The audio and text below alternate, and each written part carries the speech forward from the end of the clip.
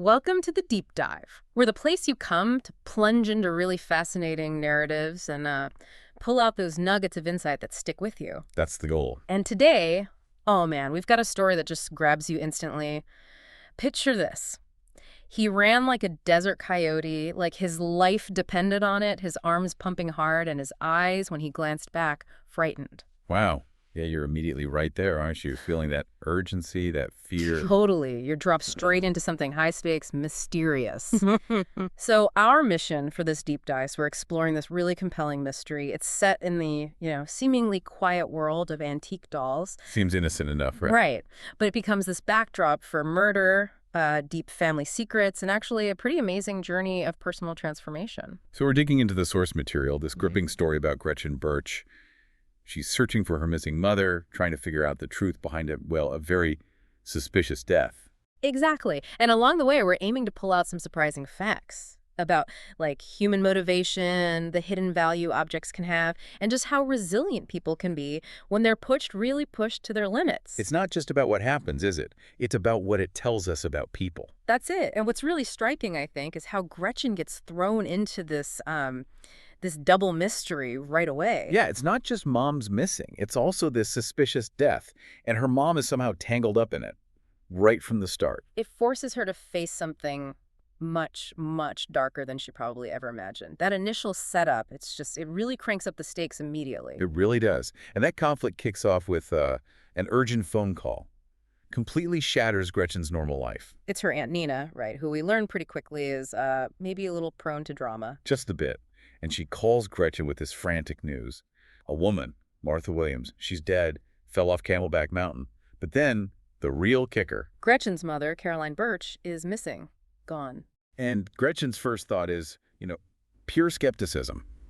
Understandable, really. Yeah, she thinks, okay, drunken Martha tripped and fell, trying to rationalize it, make it normal. But Nina is absolutely certain it's something worse. And her proof, her key evidence, it's actually kind of poignant. It's the bracelet, isn't it? Carolyn's lucky bracelet left behind. Nina says she would never go without it. That small detail, it just elevates everything beyond a simple accident, doesn't it? Shows how a personal little thing can signal huge trouble. Absolutely. It speaks volumes about routine, about attachment. When someone breaks a really ingrained habit, especially with something sentimental, it's like a massive red flag. Yeah, it's like an unconscious alarm bell for the people who know them best. It often says more than, direct evidence sometimes. It's classic deductive reasoning, really. We build this mental picture of normal for people, and any big deviation just jumps out. And in mysteries, often the best clues are what's not there or what's out of place. Like the missing bracelet. Exactly. And then the story does something really interesting. It flips perspective. We see Caroline herself on a plane. And she's terrified. Utterly terrified, yeah. Yeah.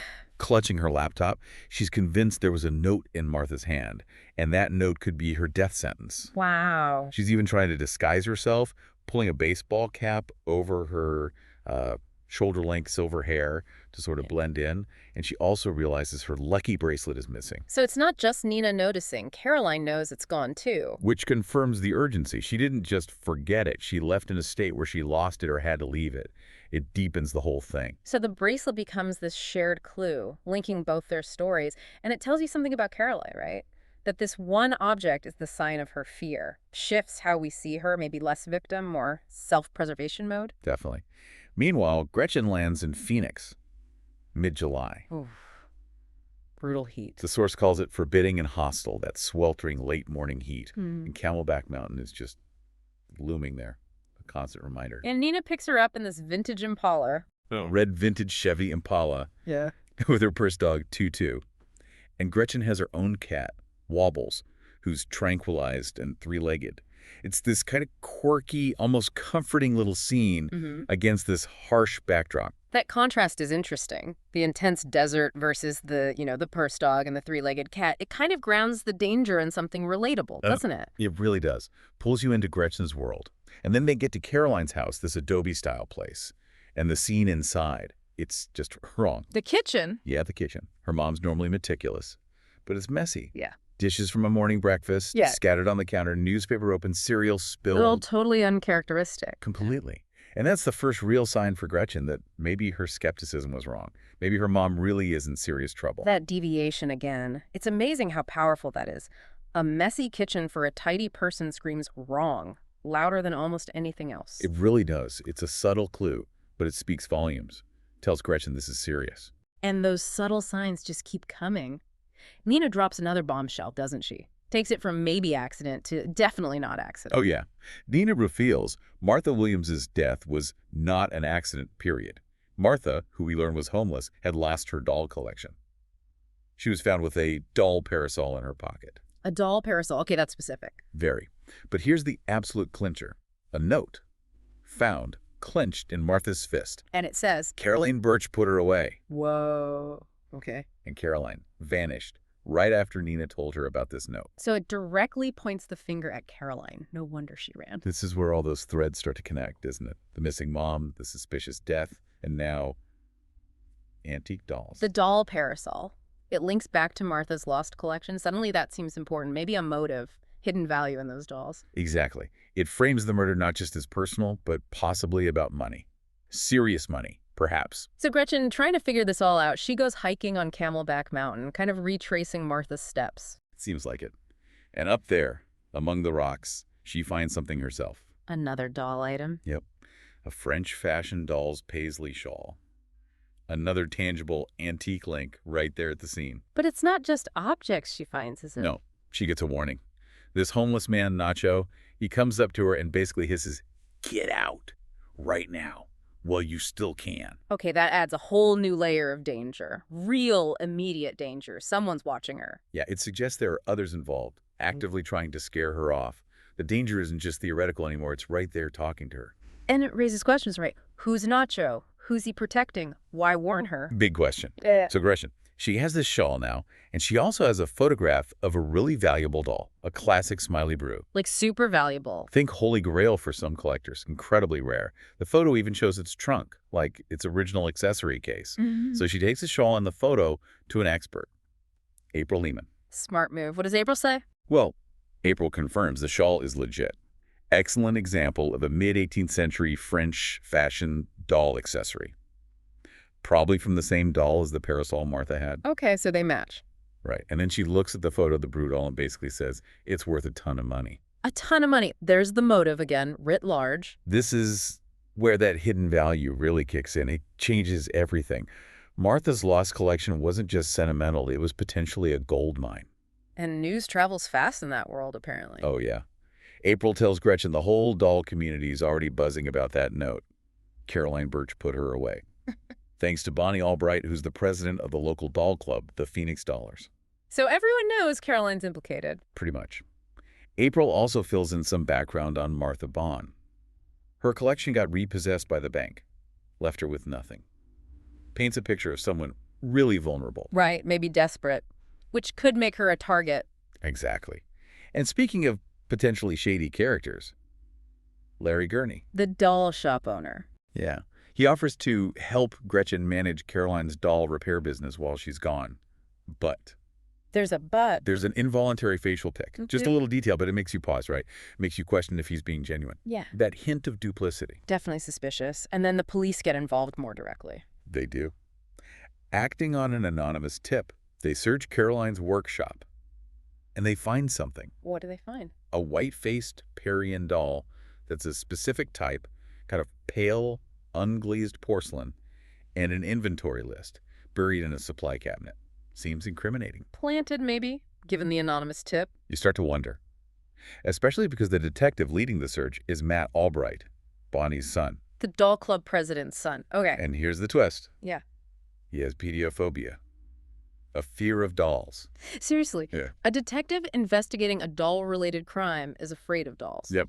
Means he avoids the workshop itself. Doesn't personally handle the scene. Which makes him, maybe, vulnerable to planted evidence, right? Who would know about his phobia? Interesting question. And meanwhile, Caroline's still out there, on the run. She is. But she's not just hiding. She's being incredibly resourceful, using cash, avoiding credit cards, sleeping rough. And she's actively investigating, too. What's she doing? She tracks down another valuable doll she'd repaired earlier, a Madame Romer. Finds out its new owner is a guy named Rudolph Timms. Okay. Why? She needs to know who sold him that doll.